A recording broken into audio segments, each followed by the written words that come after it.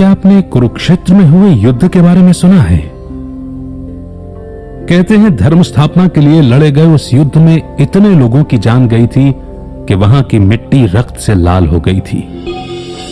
क्या आप जानते हैं कि युद्ध से होने वाले विनाश के बारे में सोचकर जब राजकुमार अर्जुन को दुख और मोह ने घेर लिया था, तब श्री कृष्ण ने उनसे क्या कहा था? आखिर क्यों लड़ा गया था वो युद्ध? क्या उद्देश्य था उसका? भगवत गीता का मतलब है भगवान द्वारा गाया हुआ गीत। इस पवित्र ग्रंथ की गहराई को समझना इतना आसान नहीं है। कई ज्ञानी कहते हैं कि भले ही यह युद्ध कुरुक्षेत्र की भूमि पर अस्त्र शस्त्र से लड़ा गया था, लेकिन इसमें दिए गए संदेश का मकसद हमें यह समझाना है कि हमारा मन भी कुरुक्षेत्र की तरह एक रणभूमि है, जहां लोभ, लालच, मोह, गुस्सा, वासना आदि कौरवों की तरह 100 अवगुण बसते हैं, जिन्हें हम पांचों इंद्रियों, जो कि 5 पांडवों के प्रतीक हैं, उन्हें काबू में करके हराना होगा। तभी हम एक सुखी जीवन जी सकते हैं और मुक्ति पा सकते हैं। श्री कृष्ण हमारे मन की आवाज या आत्मा या फिर कॉन्शियसनेस का प्रतीक है, जो दुविधा के वक्त सवालों का जवाब देकर हमारी मदद करते हैं। और हर इंसान अर्जुन का प्रतीक है, जो दुविधा में घिरा हुआ है।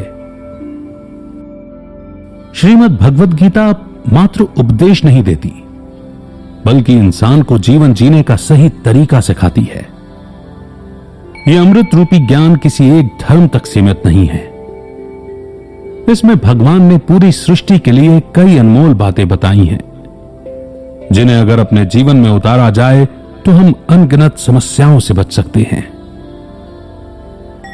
इस पवित्र ग्रंथ में आप ब्रह्मांड के उन रहस्यों के बारे में जानेंगे जिन्हें लेकर अक्सर हमारे मन में सवाल उठते हैं। कुरुक्षेत्र युद्ध के दौरान भगवान ने जीवन से जुड़े कई अनसुलझे सवालों के जवाब दिए हैं। इस किताब के जरिए आप धर्म और आध्यात्म को एक अलग नजरिए से देखने लगेंगे।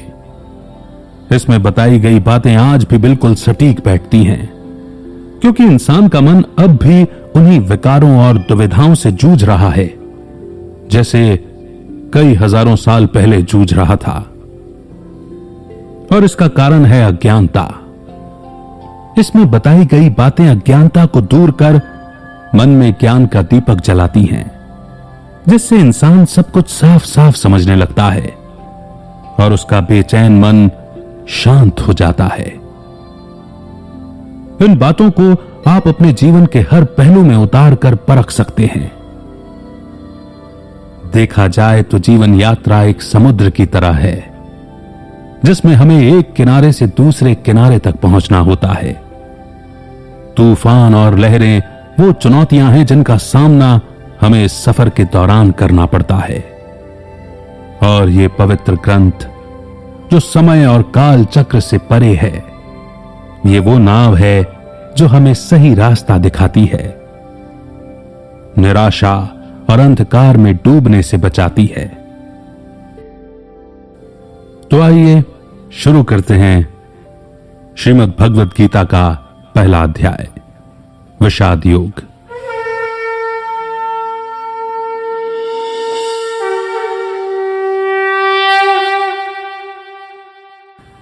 अर्जुन द्वारा कुरुक्षेत्र के मैदान में सेनाओं का निरीक्षण करना।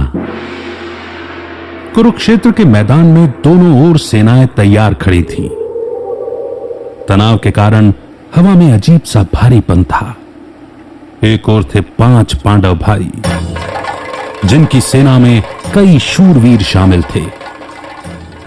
दूसरी ओर थे 100 कौरव भाई, जिनकी सेना कई महारथियों से सजी थी।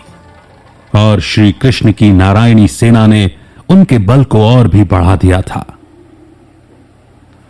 द्वारकाधीश श्री कृष्ण ने कसम खाई थी कि वे इस युद्ध में शस्त्र नहीं उठाएंगे। इसीलिए उन्होंने अर्जुन और दुर्योधन को उनमें और उनकी नारायणी सेना में से एक का चुनाव करने के लिए कहा।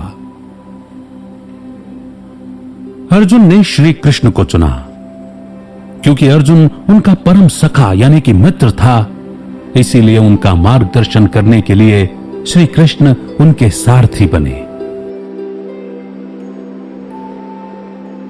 युद्ध शुरू होने का समय हो रहा था। पांडु पुत्र अर्जुन की नजर सामने खड़ी सेना की ओर गई। वहां उन्हें अपने भाई, उनके बच्चे, गुरुजन और भीष्म पितामह दिखाई दिए। यह युद्ध किसी आम युद्ध जैसा नहीं था, जहां दो राजा अपने वर्चस्व या राज्य के लिए लड़ रहे थे। यह युद्ध, जो धर्म युद्ध के नाम से जाना जाता है, एक ही परिवार के लोगों के बीच के संघर्ष की कहानी है, जिसका जन्म लालच और अहंकार के कारण हुआ था। दोनों पक्ष अपने दुश्मन को गौर से देख रहे थे। उन्हें हर ओर अपने दिखाई दे रहे थे। कहने को वो चचेरे भाई थे, लेकिन सत्ता के लालच में कौरवों की आंखों पर पर्दा पड़ गया था। धृतराष्ट्र और पांडु दो भाई थे। धृतराष्ट्र के 100 पुत्र थे, जिनमें दुर्योधन सबसे बड़ा था। उसमें अहंकार और लालच कूट कूट कर भरा था। कहते हैं कि वो इतना दुष्ट और अधर्मी था कि उसके जन्म के समय प्रकृति भी उदास हो गई थी। पांडु के 5 पुत्र थे। पांडव जो धर्म के रास्ते पर चलने वाले लोग थे। दुर्योधन पर सम्राट बनने का जुनून सवार था। वो हर हाल में इस युद्ध में पांडवों को हराकर अपनी जीत चाहता था। ना उसे निर्दोषों के जान की परवाह थी, न अपने भाइयों के खोने का गम।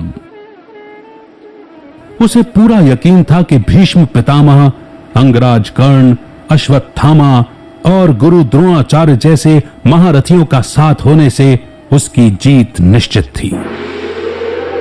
लेकिन उसके विश्वास के विपरीत जीत तो पांडवों की होनी थी, क्योंकि श्री कृष्ण उनके पक्ष में थे। श्री कृष्ण धर्म के पक्ष में थे। पांडव पराक्रमी योद्धा होने के साथ साथ बहुत ज्ञानी भी थे। वो ये युद्ध नहीं चाहते थे। वो सिर्फ 5 गांव का अधिकार चाहते थे, ताकि सुख शांति से रह सकें। लेकिन जब दुर्योधन ने भूमि का एक टुकड़ा तक पांडवों को देने से इनकार कर दिया, तब युद्ध के अलावा कोई रास्ता नहीं बचा। भगवत गीता में ज्ञान का मतलब है इस शरीर, आत्मा और परमात्मा के तत्व को समझना। कौरवों की ओर से भीष्म पितामह ने सिंह की तरह गरज कर शंख बजाया। इसके बाद शंख, नगाड़े, ढोल सब एक साथ बज उठे, जिनकी आवाज से भयंकर गर्जना हुई। दूसरी ओर सफेद घोड़ों से सजे अलौकिक और दिव्य रथ पर बैठे श्री कृष्ण और अर्जुन ने शंखनाद किया।